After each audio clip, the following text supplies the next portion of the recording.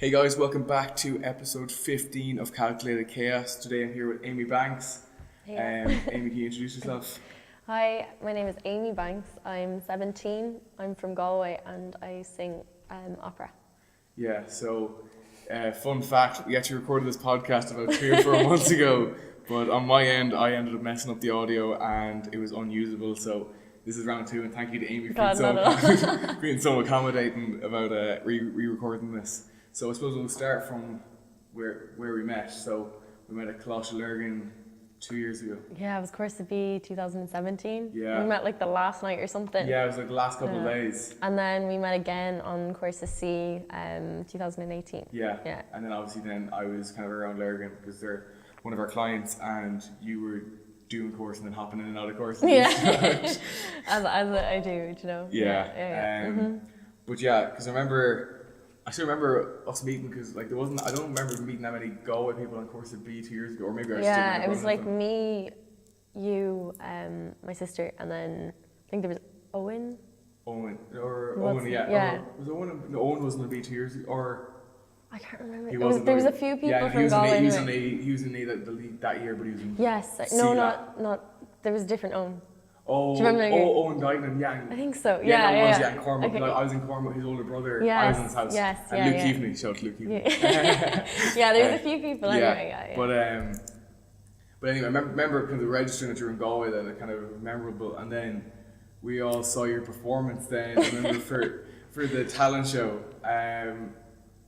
What did you end up saying? What were you singing that year? You were singing Zara. This is me, I think. No. The first year. Zara Larson.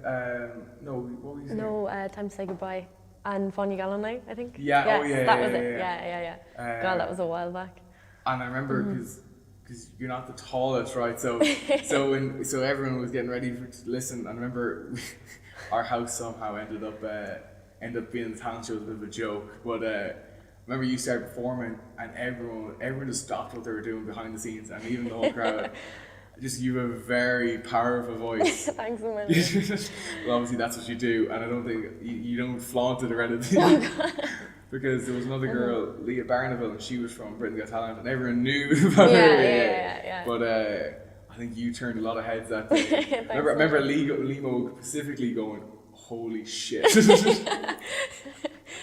Oh my God, no, it was a really great course. That was the first one I'd ever done. Same. And it really changed me as like a person. It made me really more sociable and really opened me up to a lot more types of music. So I was really specifically just classical and kind of classical crossover at that time. But like lately I've been experimenting with more kind of pop music and musical theatre and all kinds of things. I'm just trying different things. And that just kind of comes after Lurgan because you're singing with so many people. Like you're always just jamming with people and, you know, Shamrock Losty and stuff like that. Of course, so yeah, that's it. And you and your sister went.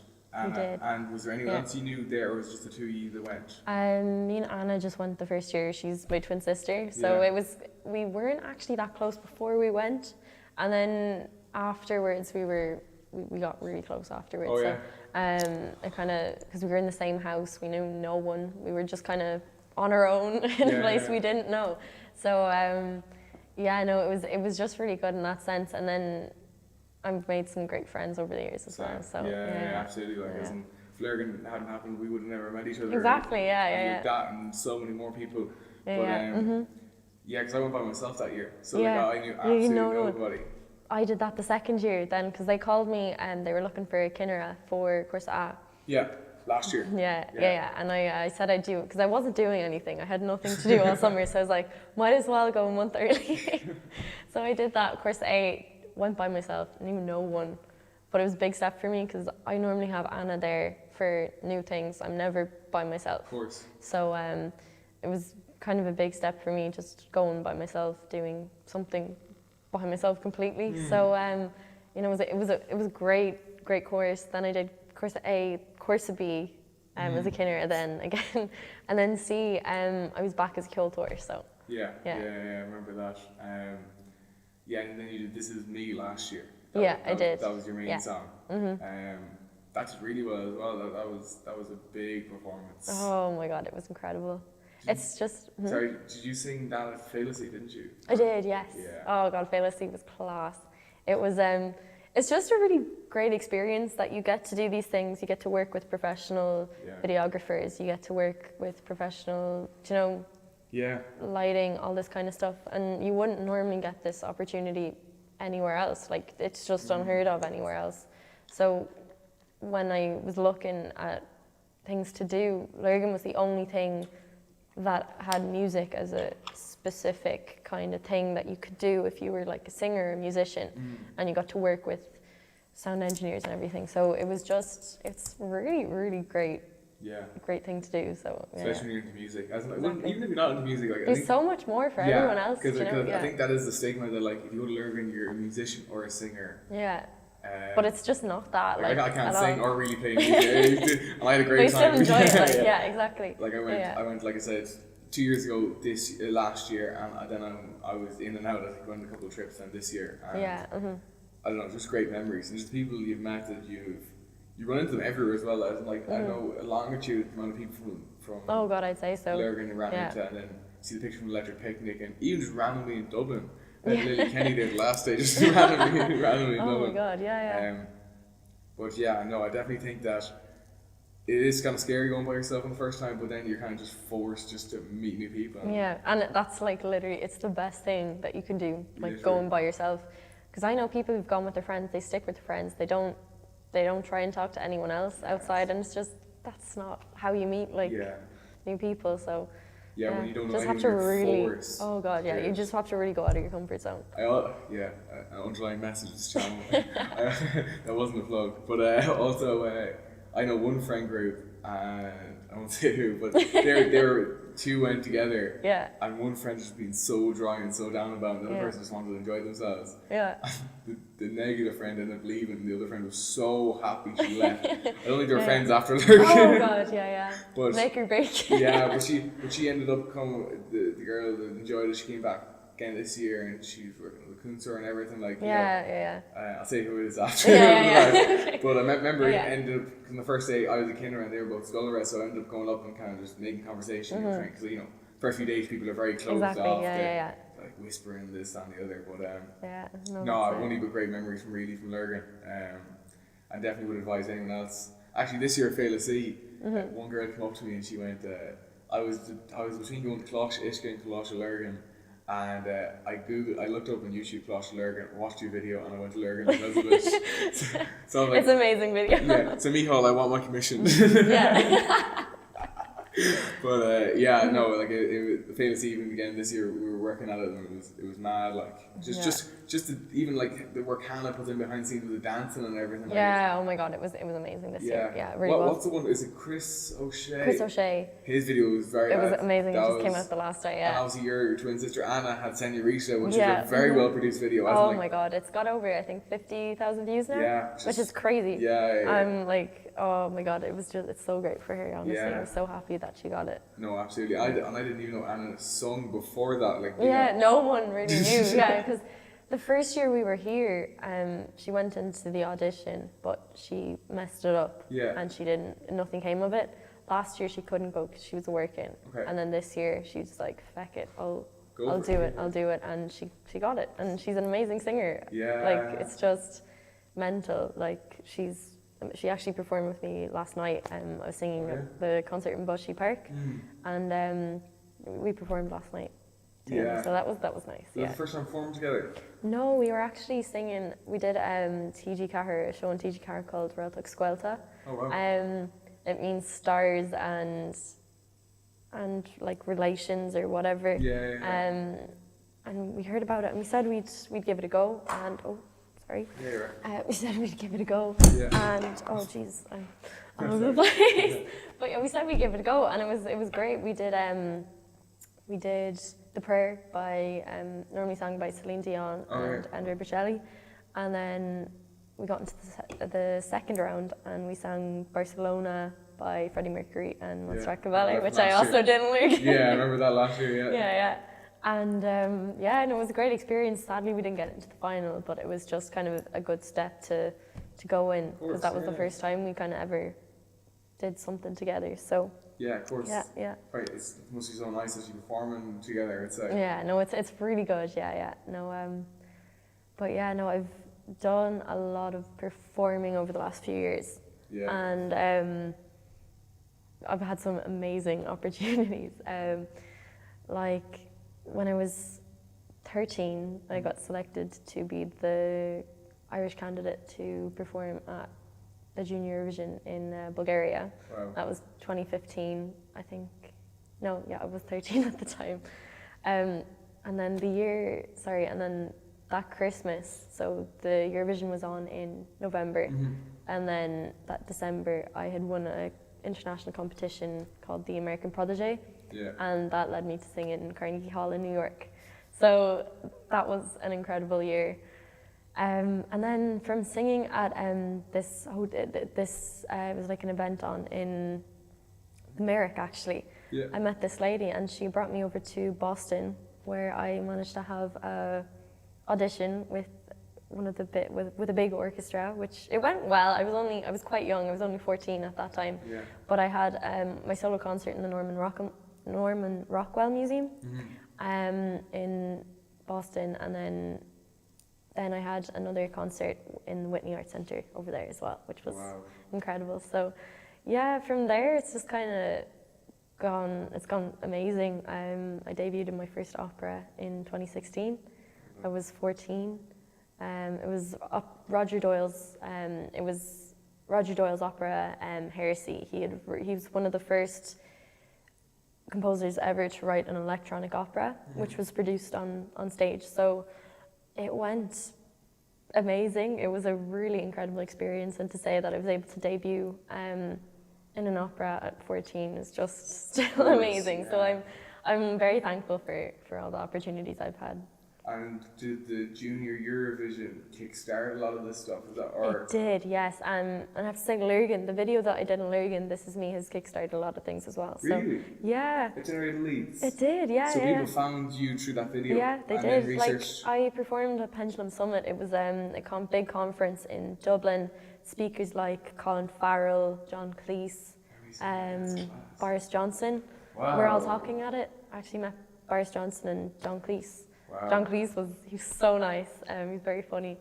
But I got to sing at that. I sang This Is Me actually at Skelga, so that was incredible experience. Oh my God, it was just, it really was amazing. Yeah.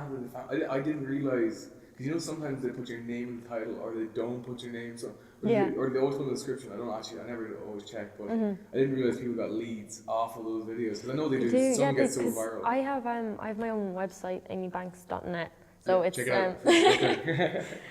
so it's very it's handy that I have that. So when anyone types my name up in Google, that comes up and it has my contact details and things on that. So that's very helpful. We kind of mom does a lot of things. She helps with everything basically. If it wasn't for her, I wouldn't be singing, you know. And the same with my nana. Sadly, she passed away a couple of years ago. She's one of my biggest supports. So I miss her a lot. But you know, if it wasn't for her, my mom, none of this would have happened. So, yeah. And they got you into singing originally, was it? Or? They did. Well, I've been singing. My mom told me this thing the last day, where when I was a baby, it was like a newborn, I kept making kind of like sounds, like melody sounds. I don't know. And then from there, I kind of was singing before I could speak. Wow. And then. Yeah, I was always singing kind of from whenever I can remember, but the first time I kind of performed anywhere, sang on a stage in front of people, there was, we were at Mass one of the Sundays, and normally the kids would go into the sacristy and, you know, colour in, learn about things so that we wouldn't be bored out. I was only like 4 or 5 at the time. Well, yeah, exactly. And then we come out at the end and the priest talks to us. And at the end we came out, and I went up to the priest, I tugged on his robes, and I asked him, could I sing? And that was the first time I sang. I sang In the Arms of the Angel by Sarah McLachlan. What age? I was only 5 or 6 at the time, yeah. That was it was very funny. But that was kind of what started everything. And then from there I was doing things like stage school and things on the weekends. And my first kind of big classical concert was the Galway Clinic's 10-year celebrations. So it was their 10-year anniversary, and they had the Papal Nuncio there as a guest. They had singers and stuff, and it was like a concert. So it was really, really great. And that's from there I kind of started doing more events and singing kind of everywhere. So yeah, it was really well. Yeah, and it was that performance there. We recorded it. We put that into the competition for Carnegie Hall, and that's that's what it. Yeah. And what made you? Because you know a lot of like younger kids when they come out singing, they go more toward the hip hop, as you raps, Captain Snow. Yeah. What made you go down the opera route rather than the more conventional route? Well, I was never really able to sing pop. Okay. Like I was able to carry the tune no problem. Like I can sing it no problem. But it was just the fact that there's something there that wasn't meant for pop and stuff. And my mom had this CD, Angelus, and she always used to play it in the car. And there were things like P.A.A.Zoo, In the Arms of the Angel. That's where I learned it. Just listening to it. And I just picked it up that way. And from there, I don't know, I just kind of found something in it that I couldn't find in any other kind of music. So anytime I sing it, I just feel kind of free, I guess. I know that sounds really cringy, but I don't know, it just kind of transports me to somewhere else, and it's really good. Yeah, I love it. Yeah. And then, what was the junior Eurovision process like? How was that as an overall Well, it was a new thing. It was the first year Ireland had ever done the junior Eurovision, and we saw this thing online, and Mum said, "Oh look, we'll go in for it, see what happens." And I went in for it, and it turns out you had to write your own song, and I had no idea what I was doing. So we had a family friend help me out, and it was good because you could get help from from people. So he managed to get a great song, helped write the whole thing, and I then wrote the Irish lyrics, and from there kind of just got a really great response, and I got into the semi-finals. And then I won the semi-final and got into the final. And then from there I won the final, and then we went on to Bulgaria from there. So it was quite a fast process, and then there wasn't a lot for I think like a month or two, and then it kick-started again because as it was going. So it was a really incredible experience to be able to do that, and from there I actually was able to perform on the Late Late Show. You were on the Late Late Show? I was, yes. I didn't know that. Yeah, but it was the week before I went to Bulgaria to do it, so it really was like incredible, and I got a lot of great opportunities from it. So yeah. It's funny how those small things like your mom stumbled upon the internet and that led to you on the Late Late Show, you going to Bulgaria and Ireland. Mm-hmm. Yeah. That's amazing. And then after that, you saw at Carnegie Hall in New York. Yes, yeah. And then, was it a solo performance, or was it other people performed that night, or how did it work? It was a prize winners concert, and then I actually won a special recognition award from the judges on the night as well. Wow. So, God, if I could go back, I would. It was just an amazing night. Yeah. So. And then I know you kind of see with a lot of people when you're growing up, and their parents, their managers, usually a mom kind of manages you or looks after you. Yeah. Mm-hmm. How is that balance of being mom and then being kind of manager and kind of? I get you. Yeah. Well, it's very good actually. She's got it down to a T, honestly. Yeah. Yeah. She knows exactly. She just kind of slots oh yeah, someone has asked you to sing, she'll obviously check with me first. She never, says yes to something without asking me, which is, great. Yeah. Because, it's she puts everything through me. So she's, it's just kind of so that, that I have someone there to represent me, so that I'm not dealing with it myself first. Because she'll know whether it's good for me to do something, or if it's not good for me to do something. Do you know what I mean? Yeah, of course. But I do try and do everything that I can. Do you know, it's because I do love performing, and every opportunity to do so is, you know, I take it. So Yeah. yeah. And then you are now up in the music school in Dublin. I am, yeah. So when did you start that, or explain what that school is? So the Royal Irish Academy of Music, it's one of Ireland's oldest music conservatories. Actually, it's one of the oldest ones in Europe, I think. Okay. But it's a music college normally for college students, third level students, masters, but they also have part-time students. And I applied. I wanted to move on. I had a great teacher in Galway, Michael Durham, and I was with her for years. I was with her since I was 11, and she guided me in everything. And it really, if it wasn't for her, my voice wouldn't be what it is today. So, you know, it was really good. But I just kind of wanted to step further and do something that would kind of, you know, because the Royal Irish Academy is kind of the gateway for opera in Ireland, and it's the same with DIT, their course as well. And a lot of opera singers that you see coming from these schools, they're singing all over the world now. For example, Tara Rox, she's a mezzo-soprano from, she went to the Royal Irish Academy, and she's singing in places like the Met Opera in New York and all over Europe. So it really is like incredible to see where people go from the college. So, you know, it's just incredible, and to be working with the same people that they have worked with, you know. So yeah, I have an amazing teacher, Kathleen Tynan. She's the head of vocal and opera in the academy.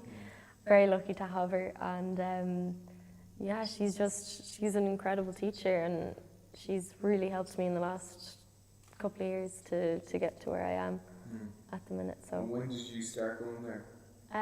So TY was when I started, because it was the age, you have to be 15 and over to go into the academy. So I just turned, I think I was 15 at the time, and then I was turning 16 in February. So we applied, and they set me up for an audition and an interview, and I managed to get in, and it went very well. So I was very, very happy with getting in. So fingers crossed.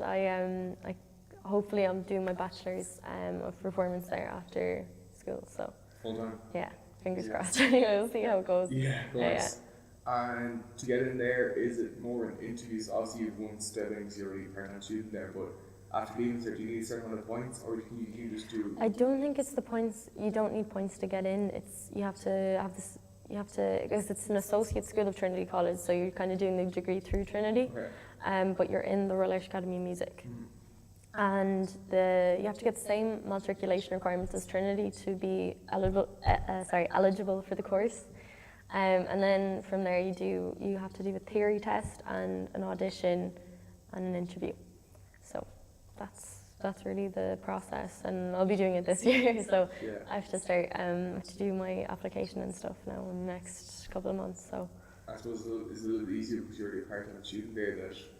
That you know. Well, I know it would probably be easier for me to like get around places because I know it so well. Yeah. I'm not sure if it'll be easier for me to get in because there's incredible talent everywhere in Ireland. Like the amount of people I meet through Feshna, which are competitions that I do, like all over Ireland, and like events that I perform at, I meet people as well. So the amount of talent in Ireland is just outstanding.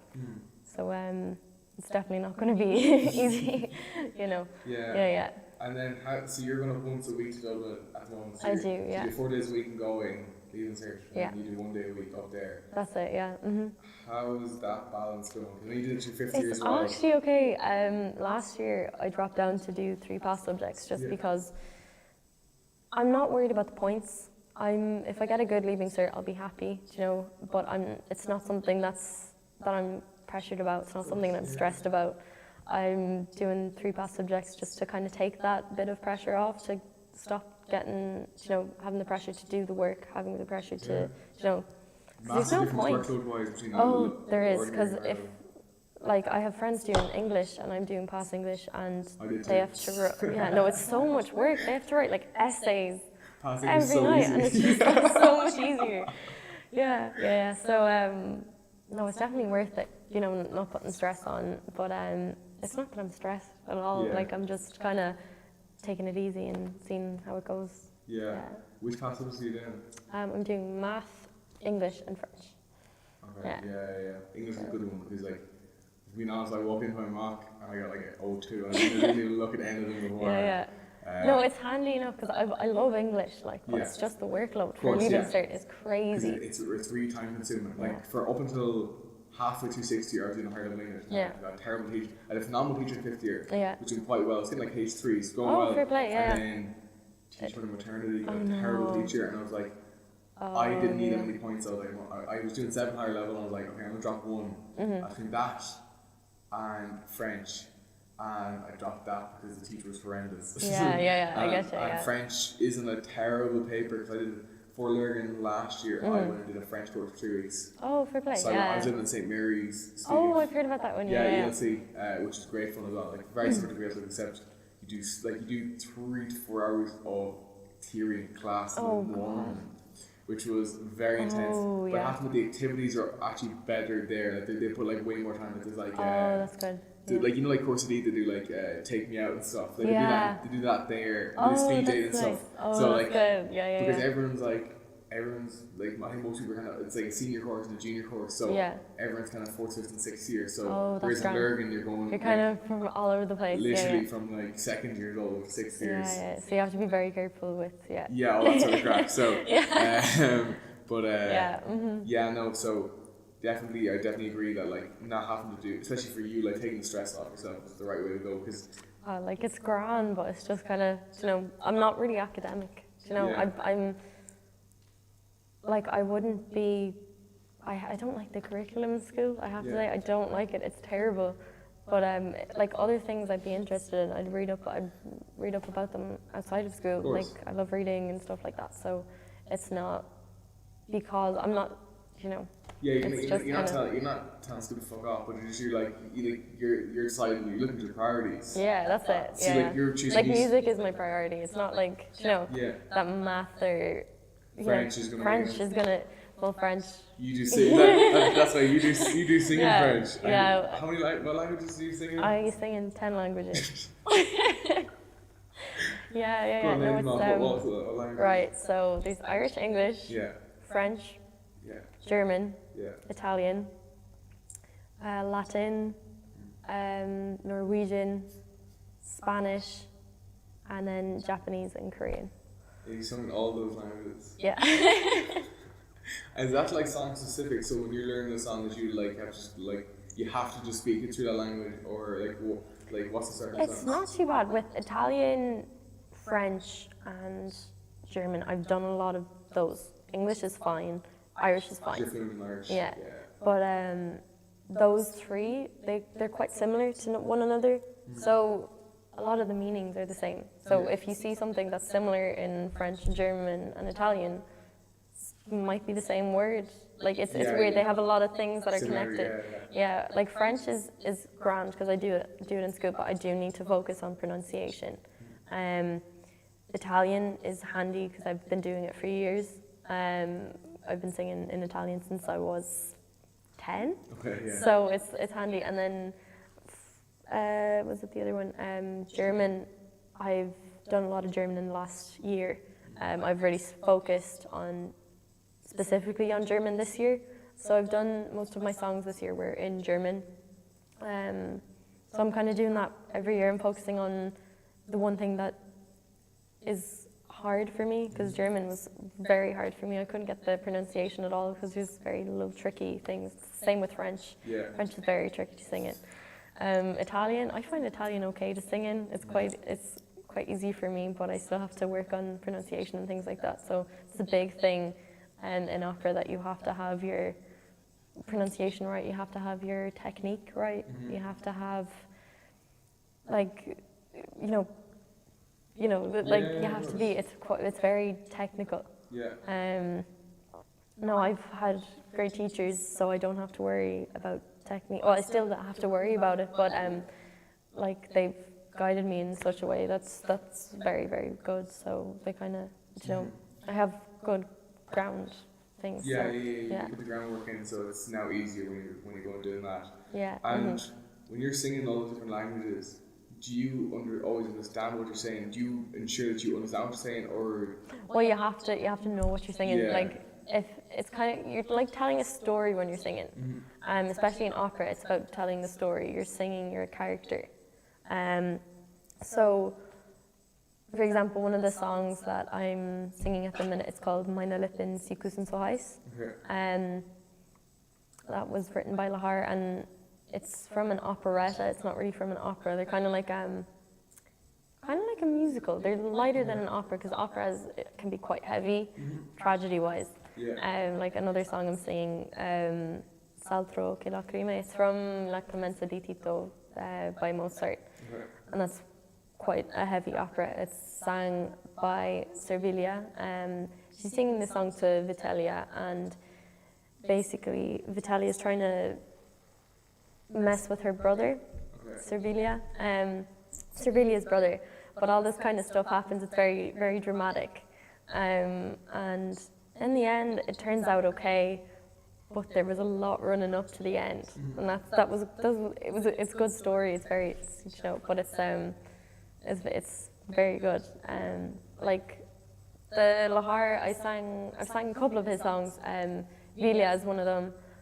A lot of people know it because it's played quite frequently. Andrei Rieu plays it with his orchestra. But that one has a story. You're singing a story. You're singing about a man in the woods, right? And this woman is she's like a nymph of the woods. She's like a fairy of the woods, but she lures men in and tricks them and makes them stay with her, makes them fall in love with her and all this kind of stuff, and they can't get away from her then at the end. But the man is singing about his love for the nymph in the wood, but basically, like those stories, you have to be able to come across in your singing. So you have to be able to perform the story, like not just sing the songs. You know what I mean? So performing is a big part of it. But it's a really great thing to be able to do, though, being able to be a storyteller. Do you know what I mean? Yeah, it's a big thing in opera. Yeah. And then, so you sing through all these different languages. In turn, do you end up like become more confident speaking them indirectly, or like is it just kind of limited to the song? Yeah. Well, I learn, like, for example, Italian. I can figure out the kind of whatchamacallit. I figure out the pronunciation from my other songs that I've sang, but then I would have to go over it with like a proper Italian, either an Italian person or like diction wise. I wouldn't say it would make me being able to speak the language better, because I don't really speak it. Do you know what I mean? But like certain meanings always come back, so that you can always kind of see those words. And you kind of know then what you're singing, but it takes a while kind of to learn to speak it. Like, I'd love to be able to speak German and Italian, but it's very it's hard to learn languages. Yeah, it's not a straightforward process. And then so we go and do the leaving cert, and then you go and study in there. So if, let's say, someone else wanted to get into opera, because I suppose it's a little more niche than typical music, where would you advise they start? Well, look around for singing teachers around the area that specialise in, like around your area, that would specialise in opera singing, or that they have kind of like a background in classical music or whatever. That would be very helpful, because you wouldn't want a teacher kind of that specialises in like musical theatre, pop, but you can have singing teachers that range from all those different types, that they specialise in everything. So I'd say try and find an interest in it first. If you're interested in it, because it's a tough road. You have to, if you really want to commit to it and get somewhere with it, there will be quite a lot of sacrifices. Friends-wise, you won't be able to meet up with them a lot. Parties, you can't drink. You can drink in moderation. But smoking is a no-go. You can't go near it. Not good. Wrecks your voice, wrecks your vocal cords. Yeah. It's not good at all. Same with weed. Weed is terrible, especially it's actually 10 times more damaging than cigarette smoke on your vocal cords.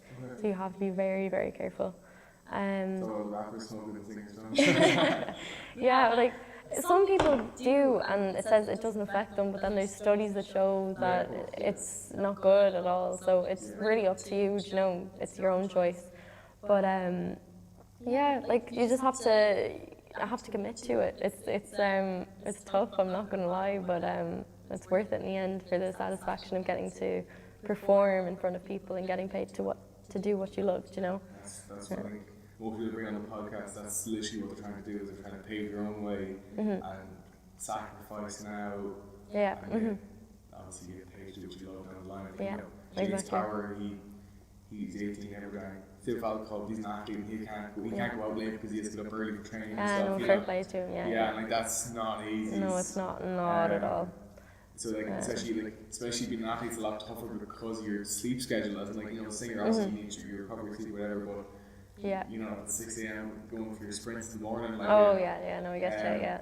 But did you find that tough at all, or did you always have kind of the foresight to see, okay, I could be going out with my friends, or I could be doing this, but I have to go rehearse instead? Like, for example, Friday night, my friends were out in town.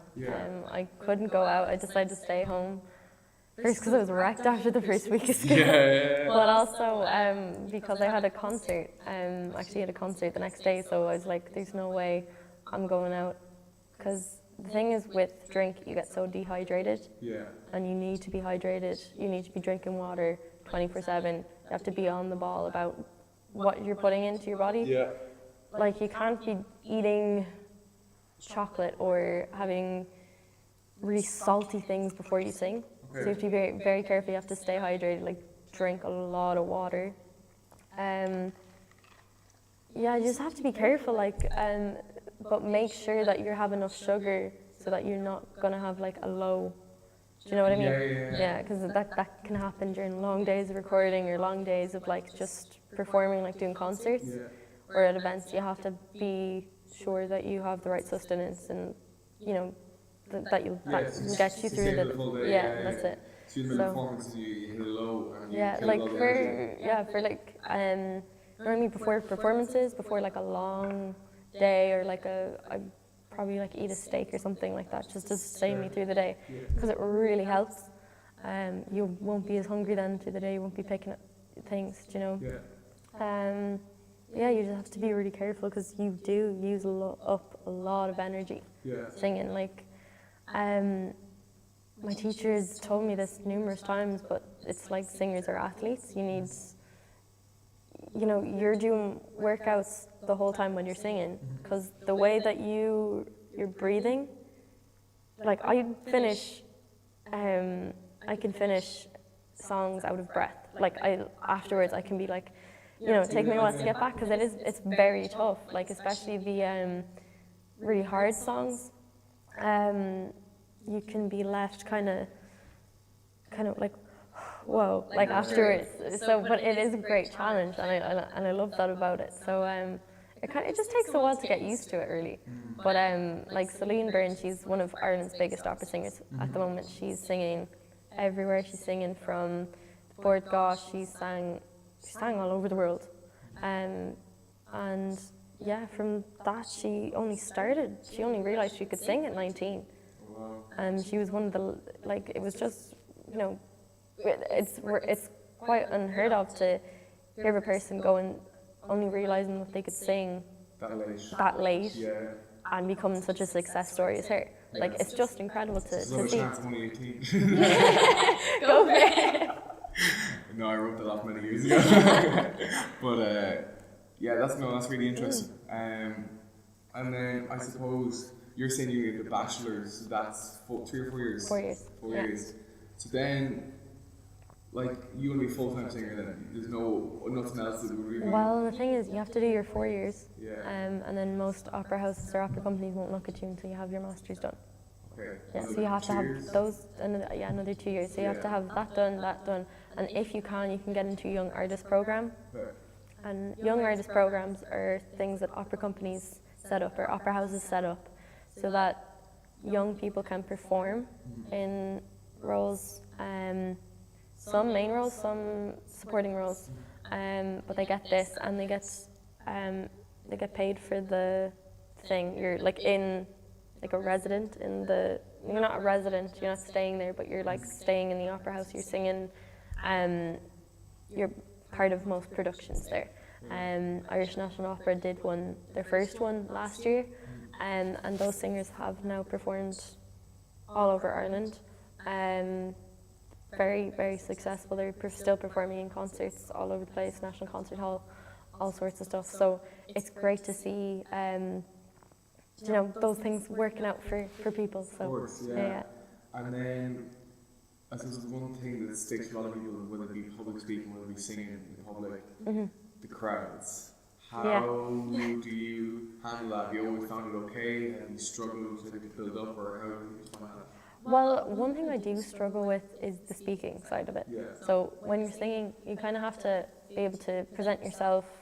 I'm fine confidence-wise standing up. Normally, you don't need to introduce things. Normally, you don't need to do that. Somebody does that for you when you're performing somewhere. So normally, you just walk out on stage and sing your song. Normally, I'm fine. That's fine doing that. But the speaking-wise, it can be quite difficult. I've always kind of struggled with speaking publicly in front of a group of people, in front of like a big group. But it's getting better. It's getting there. It's just something I have to get over, and because it just comes as part of the job, you know. Yeah. Yeah. No, it's so funny because I'm the exact opposite. I love speaking in front of people, and the bigger the crowd, the more. I love it. And is that the same with you? Like when you're singing, when I'm singing, if I see a big crowd, I'm like, oh yeah, here we go. Yeah. No, same with me in speaking. But I think one thing that my parents did when I was young, and it kind of helped me out, was I did 5 years of drama. I did drama as well. So I did with Claire Power in town. Trading Faces. Yeah. So I did 5 years. I don't know if I did full 5 years with Claire, but I did 1 year in Clare or something, and then did another few years with Claire. But I was doing the acting stuff, I wasn't doing any singing or anything, but I think that really helped my stage confidence, and then I kind of got that taste for being on stage with a crowd looking at you. And hopefully in the near future I'm trying to push towards doing public speaking.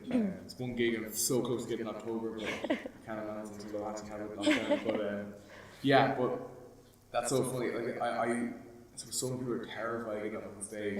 Like some people said that but it's a great skill to have though at the same time, because you don't know when you're going to be needed to like speak in front of people at your job. For example, you have to do a presentation in school, like things like that. It comes in handy. But it's still quite hard. You don't know what you're going to say, but some people have great charisma and they can just go up and do whatever. They don't even need to prep. It's just crazy, and I still can't believe people do that. I'm just like, how do you do that?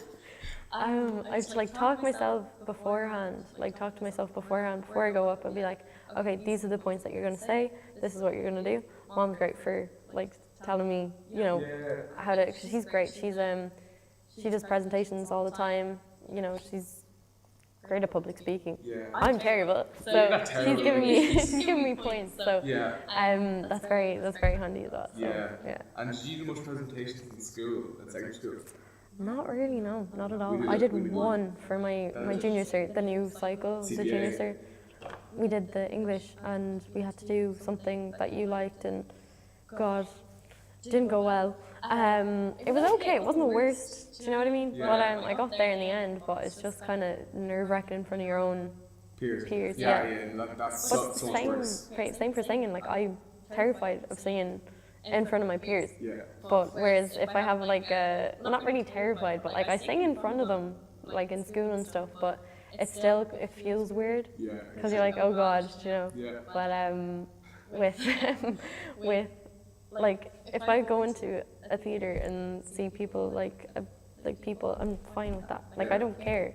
Do you know what I mean? Exactly what I mean. I would have done anything else except speaking for my peers in school. Yeah. Because I know most of them either don't care or just there to take the piss. Exactly. Whereas when it's like say crowd of strangers or they're paying tickets to be there. Yeah, on they stage, want to be there. They want to know what to do. they want to hear you, whether it's singing or whether you're public speaking. They're actually genuinely interested. And if they're not interested, they can walk out. You know, Yeah, exactly. So Yeah. no, I'm definitely the exact same. But I think I was so lucky that our school actually did a lot of presentations because we were a brand new school and we were guinea pigs and stuff. So first, second, third year, I also did the BT Young Scientist in first year, and we had to present numerous times to judges and all that, and then That would have helped a lot. Yeah. yeah, so much. And we won 2 awards. So when you win an award, you have to go up on stage, take photos, whatever, and that was such an amazing experience. Because like we were a brand new school, so most schools started prepping the year before for the project. Especially schools down in Cork would take so many awards every year.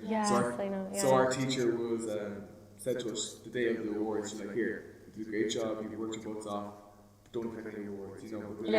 Because you know you only had a couple of months to prep and stuff, and I never even when I signed up, I didn't even realize the size of it. I never even heard of it. And then we won 2 awards. We won the GA award because we were the first ever handball project, and then came second in our category or something. Oh, for play. But it was so funny the first day we walked in because to one side of us, it was like a sensor for the back of a bike that alerted you to the car behind you.